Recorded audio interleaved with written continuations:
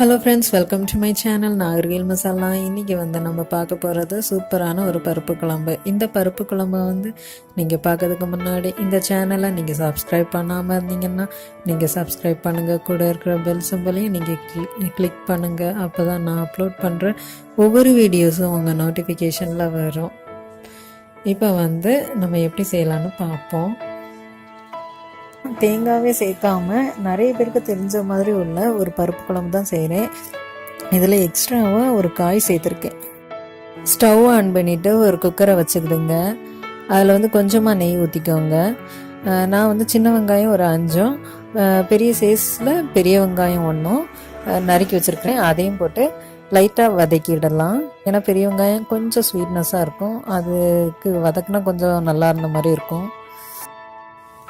வெங்காயம் இந்த அளவுக்கு வதங்கின பிறகு 2 பச்சை மிளகாய் கீறி வச்சுருக்கேன், அதையும் போட்டுடலாம். பச்சை மிளகாய் ரொம்ப வதங்கணும்னு அவசியம் இல்லை. அப்புறம் தக்காளி, ஒரு பெரிய தக்காளி அதையும் வெட்டி வச்சுருக்கேன், அதையும் இதில் போட்டுடலாம். இதுவும் நல்லா வதங்கணும்லாம் இல்லை, சும்மா மிக்ஸ் பண்ணி விட்டுக்கோங்க. இப்போ ஒரு 10-15 வெள்ளைப்பூண்டு நான் உரித்து வச்சுருந்தேன், அதை போட்டுடலாம்.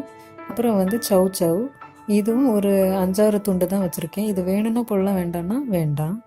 இப்போ துவரம் பருப்பு நான் 1/2 மணி நேரம் 1/2 டம்ளர் பருப்பை நான் ஊற வச்சுருந்தேன், அதையும் இதில் சேர்த்துடலாம்.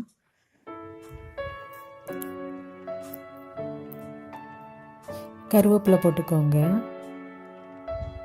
அப்புறம் கொஞ்சோண்டு மஞ்சள், அப்புறம் தேவையான அளவு உப்பு போட்டுக்கோங்க.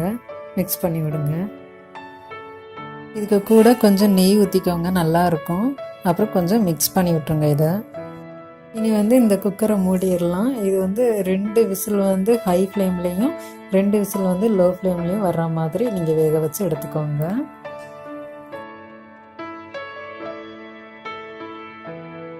நாலு சவுண்டு வந்துருச்சு. இங்கே திறந்து பார்த்துடலாம். இங்கே பாருங்கள், சூப்பராக ரெடி ஆகிட்டு. கொஞ்சம் கட்டியாக இருக்கனால கொஞ்சோண்டு நான் தண்ணி ஊற்றுறேன். 2 நிமிஷம் அடுப்பில் இருக்கட்டும். உப்புலாம் கரெக்டானு பார்த்துக்கோங்க. அடுத்து நம்ம தாளித்து ஊற்றிடலாம். ஸ்டவ்வில் ஒரு தாளிப்பு சட்டி வச்சுட்டு 2 டீஸ்பூன் நெய் ஊற்றிக்கோங்க. நெய் சூடாகிட்டு கொஞ்சமாக இதுக்கு ஜீரகம் போட்டால் தான் நல்லாயிருக்கும். பட் நம்ம தாளிக்கிறதுக்கு கடுகு போட்டே பழகினால கொஞ்சமாக நீங்கள் கடுகு போட்டுக்கோங்க. அடுத்தது இந்த கடுகு வெடிச்சத உடனே நீங்கள் சீரகத்தை போட்டுருங்க. அப்புறம் சீரகம் பொரிஞ்சிட்டு இந்த நேரத்தில் நீங்கள் 2 வத்தலை கிள்ளி போட்டுக்கோங்க. அப்புறம் கருவேப்பிலை.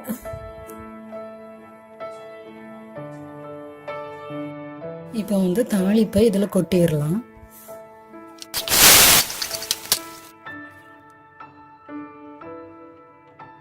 லாஸ்ட்டாக மல்லியில் தூவி இறக்கிடுங்க. பருப்பு குழம்பு சுட சுட சாதத்துக்கு ரொம்ப நல்லாயிருக்கும். அப்புறம் சப்பாத்திக்கும் நல்லாயிருக்கும். நீங்களும் வீட்டில் செஞ்சு பாருங்கள். இந்த ரெசிபி பிடிச்சிருந்தா லைக் பண்ணுங்கள், ஷேர் பண்ணுங்கள், கமெண்ட் பண்ணுங்கள், சப்ஸ்கிரைப் பண்ண மறந்துடாதீங்க. தேங்க்யூ.